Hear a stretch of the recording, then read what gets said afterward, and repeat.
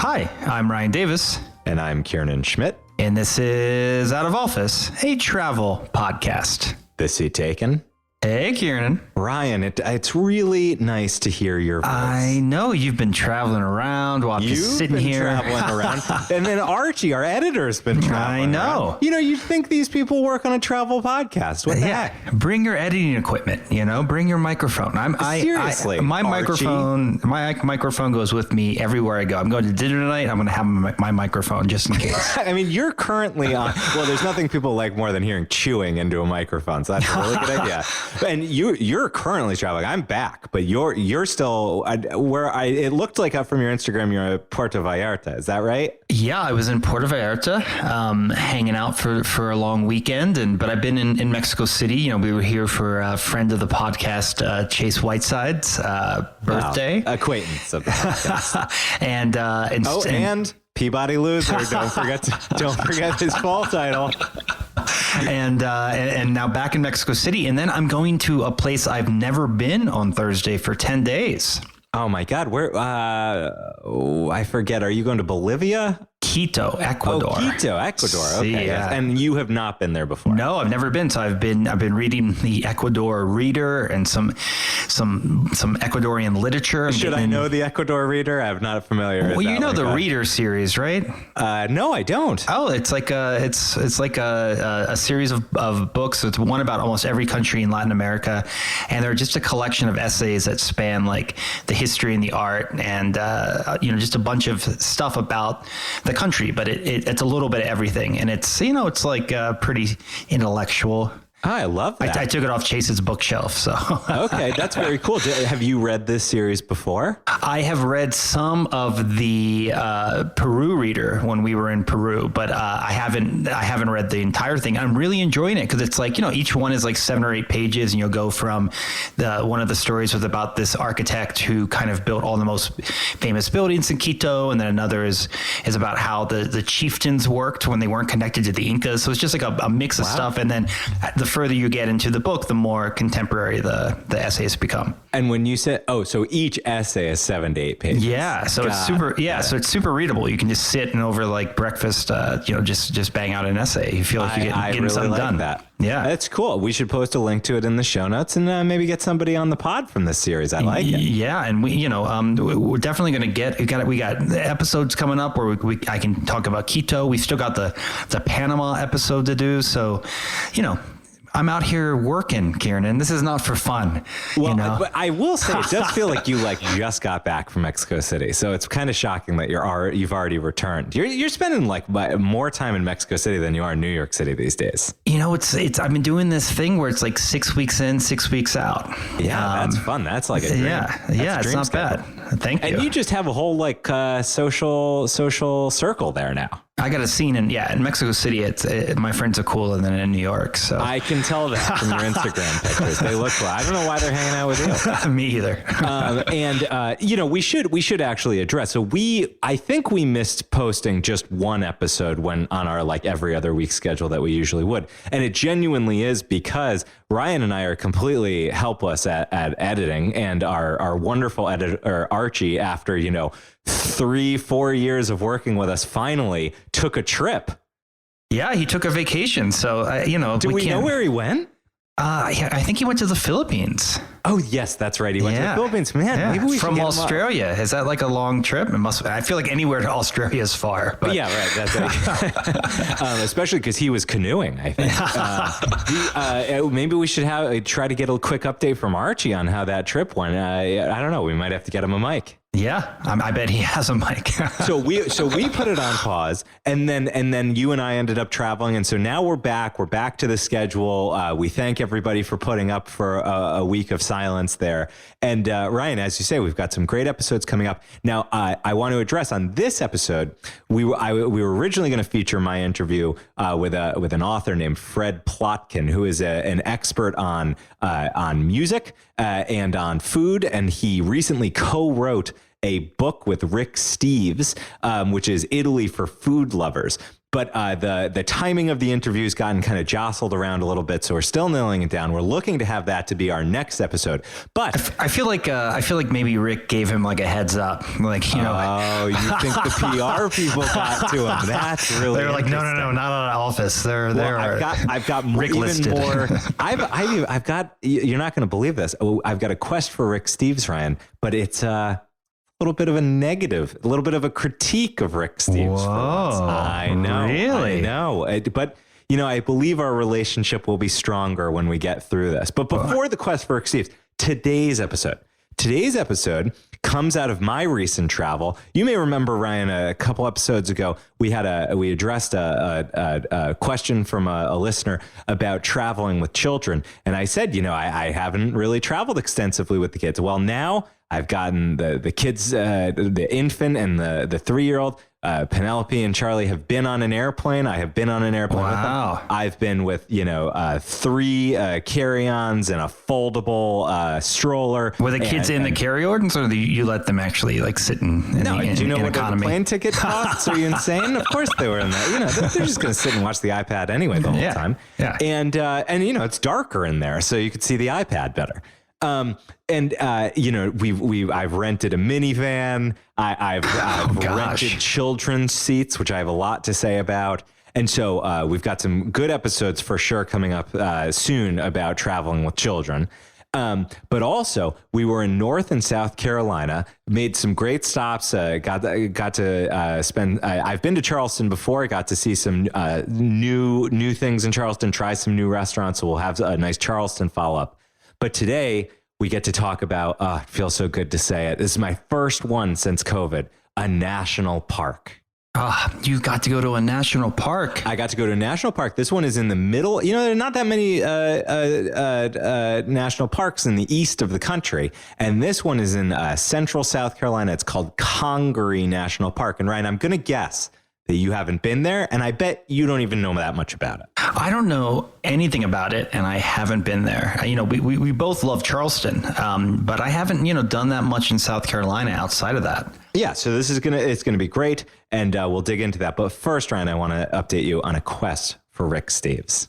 Rick Steves. Still don't have that sound effect for whatever we need for this. But so everybody knows the quest for Rick Steves is Ryan and I are both devoted fans of Rick Steves, maybe I a little bit more than Ryan. And we are determined to recruit Rick to be a guest on the show. We've been trying for let's see, 147 episodes to accomplish this. His PR people insist that he only talks to the New York Times and NPR. But Ryan, I still see him pop up every once in a while in not the absolute premier publications, including this time.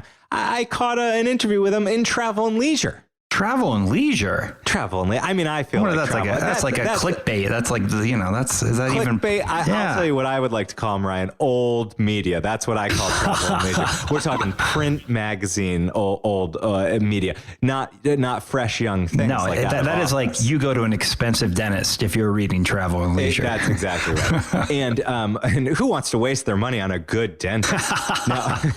We'll link to the full interview in the show notes. But Ryan, this is where I got to give a little criticism. I feel like Rick was really phoning it in. And when Rick comes on the show, to tie it back to the quest for having him on the show, I want him and his people to know we're not going to settle for these, somewhat predictable talking points that they brought to Travel and Leisure. So that, they pressed him. The hook, of course, was, now that the pandemic is winding down and you can get back out there, what are some great, quick tips for people who are traveling off to Europe? His tips are, he says, it's more important than ever to travel light. 2 weeks, 2 months, man, woman, winter, summer, it doesn't matter. You just need a carry-on bag. Then there's just like paragraph after paragraph about how great carry-on bags are. And, is this really a revelation that you don't want to have to deal with tracking your bag and making sure that it gets to whatever your layover is and your next flight? I mean, this is not revelatory stuff, right? I'm a checked bag. I'm an always checker. That, to me, that's insane. So maybe he's onto something. You needed to hear this. But I don't buy it. Like, are you checking to Quito? Oh yeah, checking taquitos. Yeah, boy. I'm always checking. It's just when you What travel. are you bringing? I've seen your wardrobe. It's you don't have flowing For one, robes. my microphone. I mean, that's sure, that's true. Yeah, that's like a carry-on of its own. Yeah. No, I just I travel with a lot of books and like a little pharmacy of all my vitamin supplements. So Oh Lord! And if only one of them would sponsor us. Now I'm a big carry-on guy. I can pack a carry-on tighter than you can possibly imagine. It goes back to my training as a Boy Scout. If you thought it couldn't fit in my backpack, it absolutely could. I could, and that's really why you squish it in. You always travel with a folded American flag. That also Absolutely. comes from your Boy Scout days. And it's folded in the perfect triangle. I bet, yeah. I stuff things into my shoes, and it's all about very tight. With your luxurious checked bag living, you must just be stretching out. Oh yeah, I mean, I have enough clothes I don't have to do laundry for a full week, so it's nice, I mean, a week, I could pack a week in a carry-on, my friend. Yeah, but you're using the same pair of underwear. You're traveling with one sock. Oh my god, oh my god. Do you know me? You think I wear the same pair of underwear? By the way, no parents have ever traveled light. You got to travel with these days each kid comes with their own little SUV that they put in. Four of us. We were doing one check bag. We were doing 3 carry-ons, but I will say we also had somebody driving down who was bringing the 2 portable cribs. Do the kids cribs would have really slowed us down? Do those kids have like those cute little bags like in the shape of like a unicorn or something? No, they're not old enough for that yet. But I dream of the day that they can haul their own stuff. So Rick, he talks about the dream of packing on a carry-on. Once this reminds me, when I was going to Bhutan, I packed for my week in Bhutan in a carry-on because I had several layovers. I had to go in a new plane in Germany and then in India, and I was so nervous about it getting lost and then ending up in Bhutan with no clothes. And of course, it being high up in the mountains and hard to get to, everything's so expensive there. And this was the first time this ever happened to me. They weighed my carry-on and they said that it was too heavy to be a carry-on. And I basically, this is where, it does not hurt to beg. And I begged. I was like, listen, you have no idea. This is so logistically difficult. I know you're going to lose it. Please, please, please, please, please. And I finally begged and got so upset that they let me through. It's great. And, you haven't lost any dignity. You're never going to see these people again. It's fine. Yeah, but you always see those people who don't get away with it, and they're opening their bag in front of the counter, and they're seeing like, maybe I really don't need these shoes. In my dramatic scene that I was putting on, I did say, so you're asking me to go and throw away all of it? I have to pick my heaviest thing here. It's a textbook, it cost $800. You're gonna make me throw this $800 textbook away, And it was great. A little histrionics can go a long way, especially when it comes to dealing with airline people.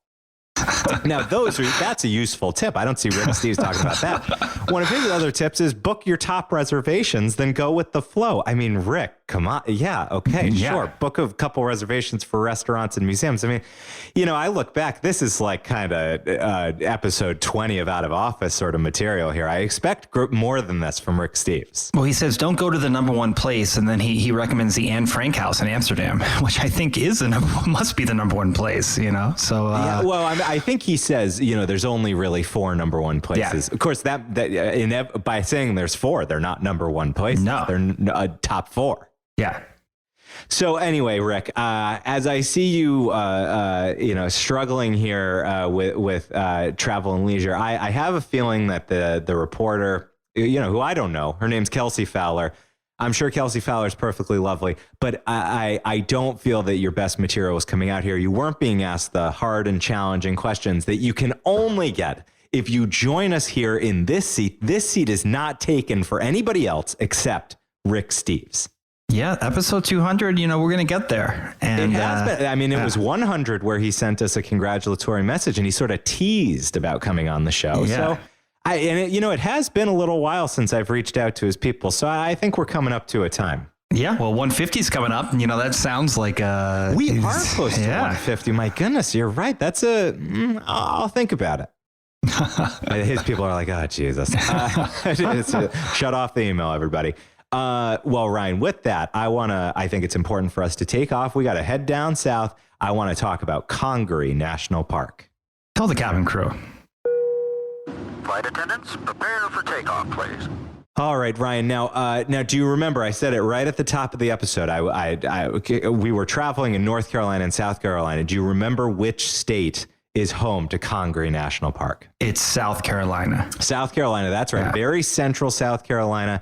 And I will say that the Congaree National Park, it's one that, I mean, I'm familiar with all the national parks.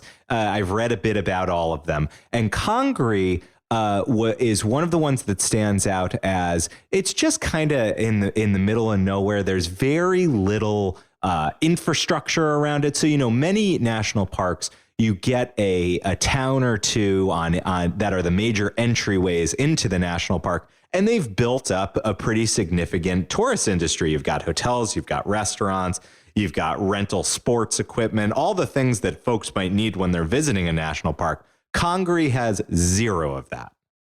It's a more isolated national park. It's very remote. And what's interesting about it is the landscape that it preserves is primarily swampland. And in reading a little bit about the founding and history and the designation of it as a national park, which was a major effort by South Carolinians, they did feel that making a national park would attract more tourism. But the truth is, when you've got this kind of stamp of a swamp, it doesn't appeal to people as much as, the glaciers or Rocky Mountain National Park, some of these great iconic American national parks. Swamp just doesn't have that same ring, but I'm here to defend it. I mean, they spent 35 years trying to make this a national park, from basically 1969 to 2003. Well, that's a lot of effort. Ryan, you and I, we know the value of marketing and branding, and maybe it's not a swamp, but it's a moist forest. Yeah, exactly. And it is one of the least visited national parks. It only gets 100,000 to 150,000 visitors a year. And it's also not, sometimes we talk about, especially out west, some of the giant national parks. It's 26,000 acres. So it's sizable. It's preserving a big chunk of land, but much of it is very far away from a trail and mostly accessible by water, because after all, it is a swamp. Yeah, so you don't wear your best shoes. No, you definitely don't want to wear your best shoes, though. One of the best ways to see it, I'm going to talk about your shoes, your good shoes will be safe at least for part of the year. And that's because, I've actually always appreciated visiting swamps. I mean, from a certain point of view, the Everglades could be called a swamp, even though they kind of bill themselves as more of a, what do they say? They say like a forest of grass or something like that. I mean, something very lovely and flowing. But this Congaree National Park, it is primarily a vestige of the large swampy forests that used to cover the full southeast of our country. And this little stand of 26,000 acres in South Carolina, especially saves this really unique ecosystem. Well, you're actually selling it pretty well. That sounds kind of cool. Well, I also think that a swamp, one of the great things about swamp is that there's wildlife. And unlike what you might have in your head about something called a swamp, is that a huge attraction of Congaree is that it's got beautiful giant trees. So if you're passionate about botany or exploring and appreciating trees that thrive in a swampy ecosystem, this is a place that you absolutely have to get to. I feel like South Carolina is a great tree state. It is a great tree state. They should reconsider that as their official nickname. Yeah, as their logo. South Carolina, great. We got great trees. Well, and apparently I didn't know this until I was there, but and maybe this is a clever piece of marketing for those who are devoted to this area and these swampy forests. They are billed as sort of the redwoods of the East. And I wouldn't want to mislead you. They don't look like the redwoods. They're not enormous, especially they're not enormous in width, but they are quite impressive in height. And the trees that thrive in this ecosystem need to like mud and being submerged in water. And that's because over this huge landscape, there is on average 8 feet of mud. And that just gives you a sense of you're not going to go through a dry period in this area. And in fact, the southern side of Congaree National Park is the border is the Congaree River, which of course is where it takes its name from the Native Americans who originally inhabited this area. But the Congaree River shares its name with the national park. And in late winter and early spring, it floods, and that actually brings water across the full expanse of the park, and it refreshes this ecosystem. So it gets a little dry, and then the flood comes, and you've got all that 8 feet of mud. It does not get dry. It is moist, but then new water comes in through the flooding of the river, and then it sort of replenishes the nutrients for things like these trees to thrive on. And the trees span lots of different types. And the ones that I love the most are called bald cypress trees. And we'll have to link to bald cypress trees in the show notes because they're well worth looking at. They're very interesting looking trees. And they tend to be quite thin and tall. And they have these these special protrusions from their roots, which are called cypress knees, like you and I have knees on our legs, Knees, cypress knees. And are the cypress knees, like, it almost looks like the roots are kind of growing out from the bottom? So, okay, here's what's interesting about it. So first off, you have to think in 8 feet of mud, and also in an area where you can get pretty significant storms and hurricanes. And I'm going to talk a little bit about Hurricane Hugo, which they still talk about really changing the face of Congaree National Park. These trees need a firm and stable base. And so they because they grow quite tall, they have very deep roots. But what the knees are, where the roots will go down and spread horizontally, the knees actually rise vertically up from the roots. So they peek out of the water, and surrounding many of these cypress trees, you could have 10, 20, 30, 50 cypress knees coming up. And what's so fascinating is that they can get really big on their own. There were some that I saw. Now, you never know how deep the root is below in that 8 feet of mud, but some of them can grow. They've been reported to be 10, 14 feet on their own. So they're almost like mini trees on their own. But you look across these open expanses in the water and you just have all these little knees, and there's something very, I don't know, it's almost like fairy tale. You expect to see like a troll or an ogre with these knobby knees out in the swamp. Or gnome? A gnome. You know, I think of gnomes as mostly being on dry land, but that's probably a bias from that Nickelodeon show, David the Gnome. I was thinking of David the Gnome. It kind of looks like the kind of tree that he could inhabit. Yeah, I mean, they're very like woody, knobby, funny looking little areas. And the cypress trees they're like renowned for having very lots of like gaps and holes that wildlife and birds like to nest in. So I could see a gnome setting up shop, but it would have to be a gnome that enjoys the moisture. Yeah. But what's so fascinating about these knobs, these knees, is that, and I feel like you don't get to say this about too many things out in nature too often, is that science really has not figured out what these knees are for. You have many scientists who have spent time and done studies to try to they came up with some hypothesis about why cypress trees would want and evolve to have these knees. And none of them have really borne out. One hypothesis was that potentially they bring in air and feed it down to the roots of the tree. So it takes in oxygen, and it's basically like a little snorkel poking up from the water. But one study that was done, they actually put these little capsules on top of the knee, and then they measured how much oxygen it was taking in, and it turned out to be very little. So it doesn't seem like that could be their primary function. And then other scientists had an idea that maybe they expel methane, which is a gas commonly associated with swamp and that sort of swampy smell. Swamp gas. Exactly, swamp gas, exactly. And they took measurements again surrounding it, and it turned out that they're not releasing much of much of this methane. So as an exhaust system, these things are failing. There are some suggestions that maybe they lend stability in this very wet environment so that the trees stay upright. That hasn't been disproven. And so you can imagine with like the tides rushing in and rushing out, or like a major disruption to the mud, could it actually add some stability?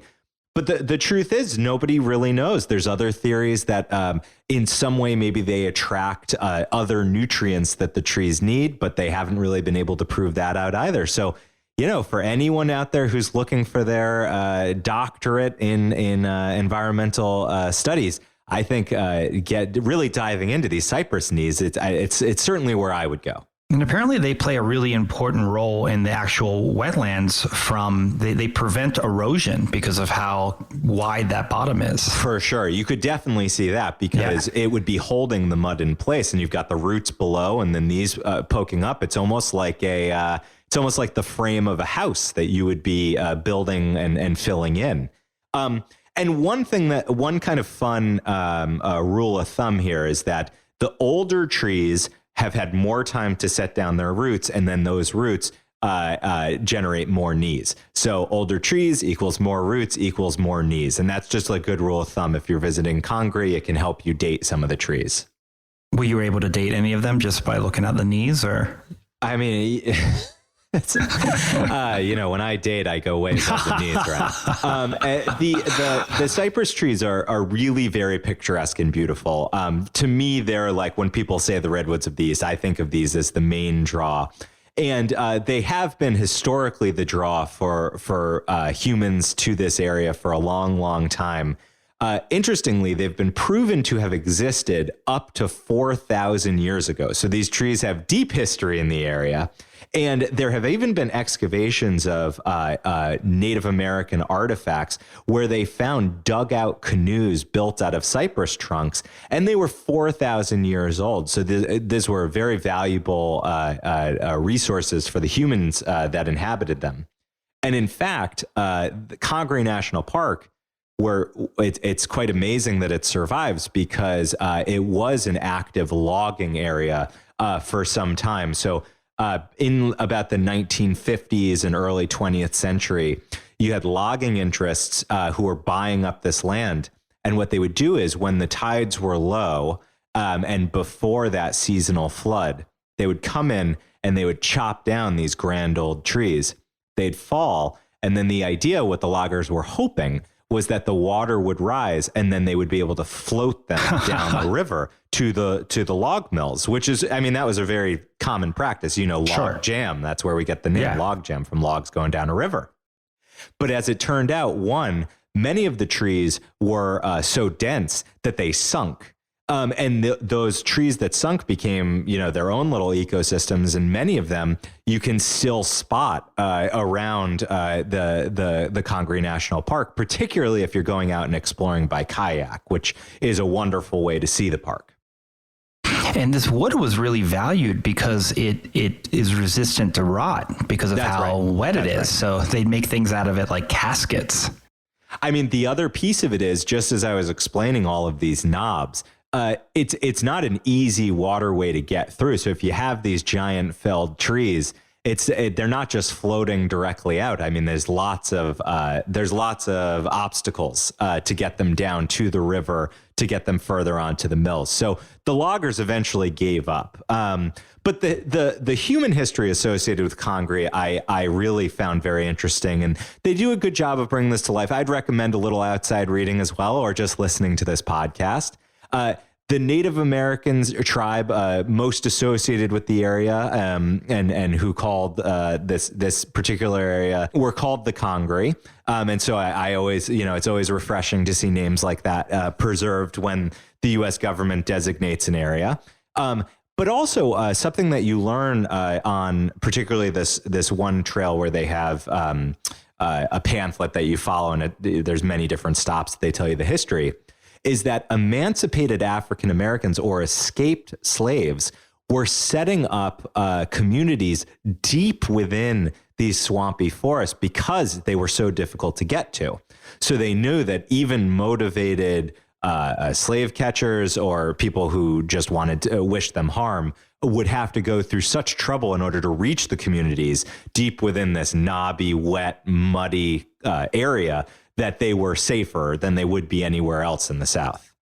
Wow, that is super interesting. I wonder if there's any remnants of those communities that have been discovered. You know, they didn't mention any remnants, and honestly, I think it would be very hard to discover them given the environmental conditions. But interestingly, there is one archaeological artifact that you do see on this main walk, and I should detail this walk since I'm talking about it a bit. If you only have a few hours, half a day to spend at Congaree, they really help you maximize it because there's a 2.5-mile boardwalk. That's why I was saying you could be in your sneakers. I was in sneakers and I was not in my hiking boots. I love those kind of boardwalks that go through like a swamp or that's awesome. Well, and I'm also such a fan of accessibility in the national parks. And I really always praise the national parks for They try to build out infrastructure where you could bring elderly, you could bring babies like I was bringing, you could bring people in wheelchairs, and everybody can go out and enjoy the park. And there are 9 trails around the park. There's a campsite in the park, but most visitors are going to take the time to do this boardwalk. And for a good part of it, it's elevated up above the water. So you kind of have this sense of floating among the trees, and you get to see all the water and knees from above. And that's a very cool experience. And when it's not the time of this flood, and by the way, when the flood happens, it can overtake the boardwalk. So you can, a quick rule of thumb is you can tell how high the high water mark is of recent flooding by looking at where the moss is on the surrounding trees. And it was well above our heads when we were walking at certain parts of the boardwalk.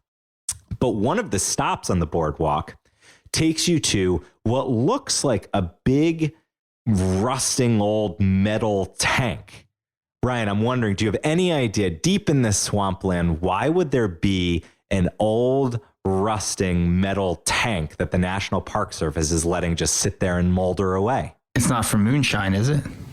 Dude, how did you know that? That's incredible. It is for moonshine. That's exactly right. I mean, I've been watching a lot of Boardwalk Empire, so I got moonshine on the mind. My jaw's on the floor. That's an incredible guess. Yeah, that's 100% right. So for the same reason that these African-American communities were setting themselves up because they were beyond the reach of the law and people who wished them ill, those who were trying to fight against prohibition or not being detected when they were making alcohol brought these stills out into this like totally unstable, really far out there, super wet, inhospitable environment to make their moonshine. And so some of those stills are still out there, and the boardwalk brings you out right by one. That's very cool. Very, very neat.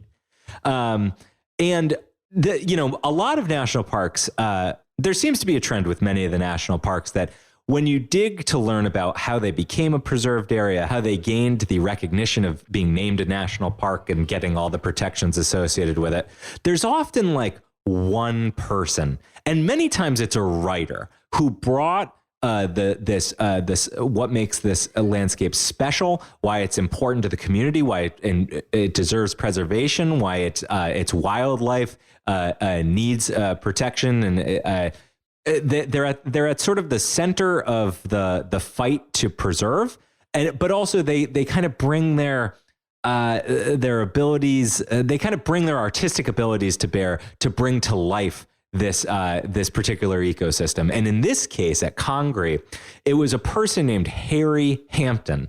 And you know that name right from the start because the visitor center at Congaree is called the Harry Hampton Visitors Center. So Harry Hampton was out there advocating for this area.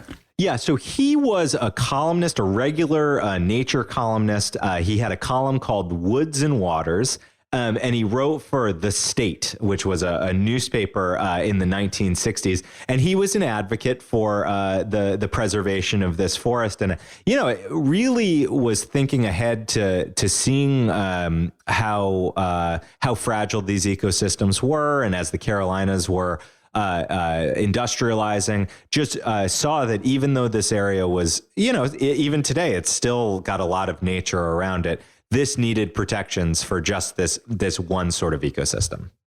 And this is the same state newspaper that's still around. Is that right? Yeah, it's I didn't know that. yeah. The state is the big South Carolina paper, so that's cool. And Ryan, some of these things might sound familiar, but when Hampton was leading this sort of charge, he and his rabble rousers who were trying to save this, other landowners were calling them socialists. They were calling them outside agitators, and we're getting all worked up. But it really was a major push from a popular movement that first got it recognized as a Congaree Swamp National Monument, which national monument is often the path that you pave to then become a national park. And so Gerald Ford was the one who put the monument in place in 1976. And it achieved national park status in 2003. So it's definitely on the younger side of national parks. And I've noticed that you've left out Strom Thurmond's work in this, but he was one of the co-sponsors of this bill. I'm not willing to wade into the muck and mud of Strom Thurmond. You're right about that. For the best, yeah. One kind of interesting fact: there is a rumor when I was talking about the families that bought it up to try to do logging on it. There's a family with the last name Beadler who are associated. And in fact, I believe there's a state forest that's named for the Beadlers. Francis Beadler was a Chicago lumber executive, lumber maven, lumber baron, and he bought up a huge swath of land in the area in the late 1800s. And he eventually just realized it was not going to be friendly to logging, but the family held on to a lot of that land. And it turns out their payday may well have happened because the rumor is that they were paid a handsome sum of $30 million to give some of that acreage over to the national park today. Not a bad chunk of change. Not a bad chunk of change at all, Ryan. Now, I feel like I've talked a lot about the cypress logs, but I do want to mention there's lots of other really interesting and beautiful trees to take in there. There's tupelo trees. Tupelo trees are really very funny looking. They've got a large spreading triangular base. So I would say if you were to open an umbrella and it flipped inside out, and then you took that upside down umbrella top and put it down onto the ground, that's what it looks like, sort of this spreading base. And again, this is a way that the tree gets a lot more stability in an unstable environment. There's also some really beautiful pine trees called loblolly pines, which I think is just a great name. Loblollies, Loblollly, loblolly pines. They are some of the tallest trees that you get in Congaree National Park. The one clocks in at 167 feet, which is far above the local tupelos, so you can definitely pick those out. And then there's beech trees, there's oak trees, but I just want when you say swamp, I don't think you necessarily think of these towering giants, but that's very much what you're going to get in Congaree. And while I did not have the time to kayak in, it is something that if you're staying for a day or two, you definitely want to make the time to either hire a guide or rent or bring with you a canoe or kayak to explore some of the deeper acreage. And the reason is because, the low visitorship and very limited trails, so you can really achieve solitude like you can't in some of the most populous national parks. And so that's one of the great draws of Congaree for someone who's really looking to escape into nature. Yeah, I mean, it sounds pretty fantastic. It's very meditative, I would say. Meditative is nice. Meditative park. Yeah. Yes. Yeah. And I have a killer photo that I took of just the landscape with the water, very peaceful with the knobs coming up and then the canopy above. And I'll post that up to the old Instagram at OOO podcast, at Ooh Podcast. Is that right? Is that podcast. What it is? Yeah, it's OOO podcast. Yeah, and because I think you will see how peaceful it just captures a certain moment in that connection with nature, and it's easy to do because you're not packed in with a whole bunch of other tourists. Now, Ryan, one other thing I want to call out about Congaree is that Congaree went through a major transformation in 1989 as a result of Hurricane Hugo. This was in September 1989, and it basically came roaring through this landscape. And because it had so many great trees, no matter what wide bases or knobs they had, many of the trees got knocked over. And so you can see certain areas where the sky would have been virtually closed to you because the canopy was so thick, where Hurricane Hugo knocked it out. And today you can see, this was 1989, so we're more than 30 years in the future. Is that right? Are we more than? Yes, we're more than 30, we're more than 30 years into the future, and you have some of these trees just starting to come back and sprout back up. But it makes you appreciate, for the many taller trees around it, how long it takes to really build that canopy that you see in other parts of the forest. Yeah, I mean, I'm glad that so much of it has been preserved, and that the loggers were sort of unsuccessful in their attempt to get rid of all those. That's why I like, that's actually a story that I like to pull out of this trip into this lesser known national park, because it talks about both the fragility of the landscapes, both from human exploitation, or in this case, humans trying to exploit it, but also from natural occurrences. And of course, as we head further into a world where climate change is such a reality for us, these national parks, they will be changing. I mean, Glacier National Park, which has glacier in its name, is looking at a future where there may be no or very few glaciers, or very hard to see glaciers. Whereas today, most visitors can see a glacier. And so how are these national treasures going to adjust? How are tourists going to react? And so it's one of those things where, I just hope people get out there and visit and appreciate it. I also hope that we put donations to places that we enjoy. There's a great, many of the national parks, they'll have their national park sort of governmental body, but then there'll be a local nonprofit that's associated with it. And there's a very good one in Congaree called Friends of Congaree Swamp. And so it's friendsofcongaree.org. And so that's a place you can go. You can read about their mission, sign up for their newsletters, see some wonderful photography. And I wasn't there at a time where there was many flowers, but apparently you do get some special times of years as we warm up, where you just get this outbreak of wildflowers in the forest as well. So a very good cause. We'll link to them in the show notes too. So Ryan, next time you find yourself, I should tell you, because this is kind of funny. So the reason we were traveling was because we were going to a wedding in North Carolina, and then we were going to spend a few days in Charleston. So I was kind of mapping it out. And, one thing I do before I travel anywhere is I go on the national parks website and I look what national parks and national monuments and historic sites and battlegrounds, what things are preserved by the National Park Service in this area. And there was like a Wright Brothers monument that I was hoping we could go see. It turned out to be 4 hours in the wrong direction. And then I realized that we could hit Congaree if we just added an extra hour and a half to our commute. So I put on the charm, and I made all the detailed schedule. And I said to Catherine, if we align it with the kids' naps, I think it'll be a great break for all of us to stretch our legs. And it was just a great way to shove a national park trip inside a wedding trip.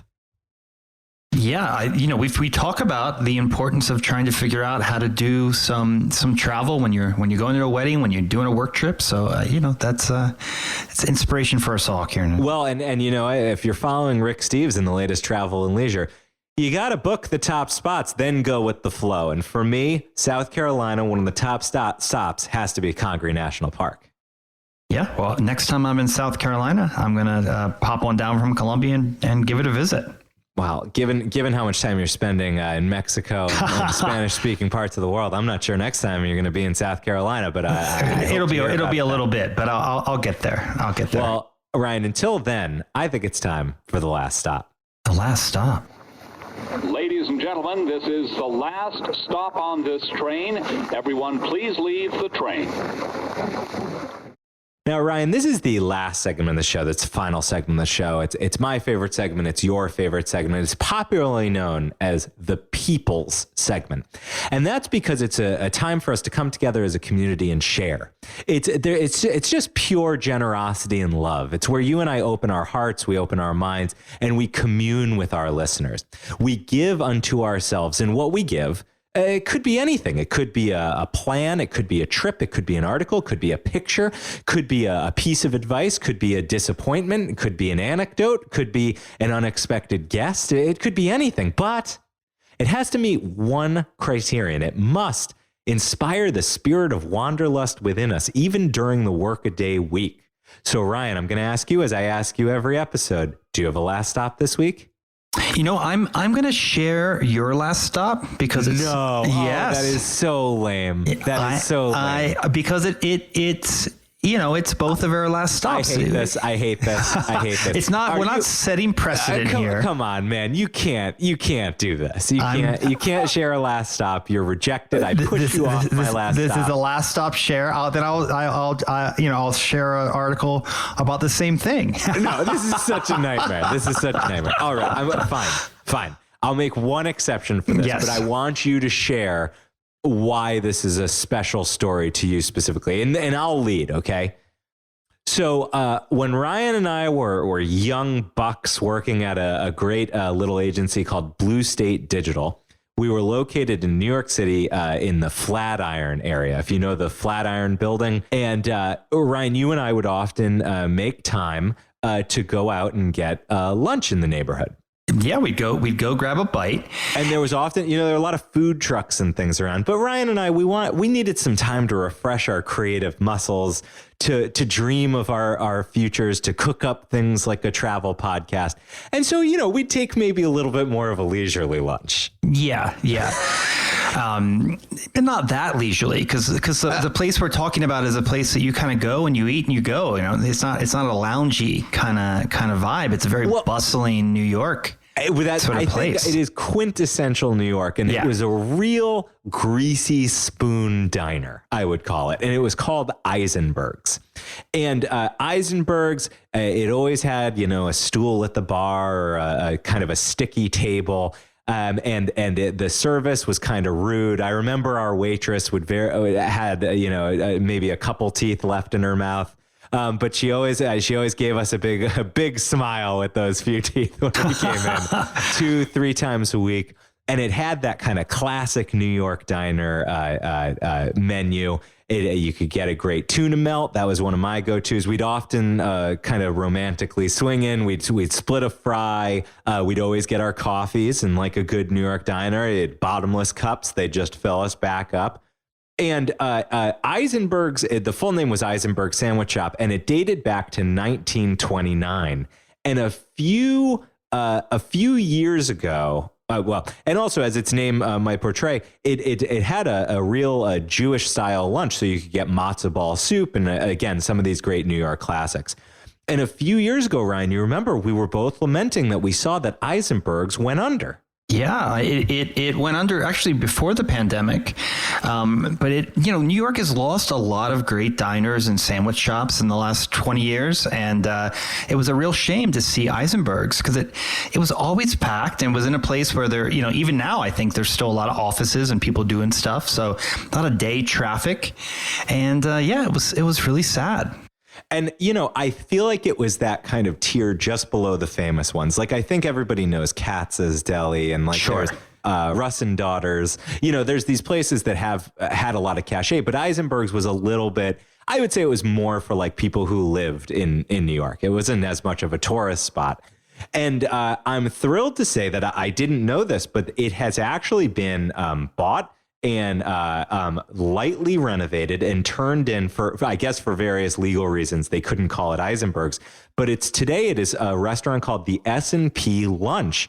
And they have kept a lot of the decor and a lot of the menu, just like Eisenberg's, but they've kind of given it a spit clean. So it's a little bit nicer. It's a little less sticky. And it's still serving great versions of these New York deli classics. And that just makes my heart full. And apparently S&P, that was the name of the sandwich shop for a few years before it became Eisenberg's. That's obviously right. before Yes. our time, just slightly. Yes. But but it got a rave in the Times. Pete Wells said it's a really great return of a New York establishment, and gave it a New York Times critics pick. But looking at the pictures, it looks like remember all the old photos of like Jerry Seinfeld in the '90s, and didn't we literally bump into Jeff Garland there one time? We did. That's right. Yes. Yeah. Good memory. That's right. Yeah. So those have been taken down. It looks cleaner, than yes. I regret. I mean, I think they probably had to do that. You don't want to freshly open and look old, but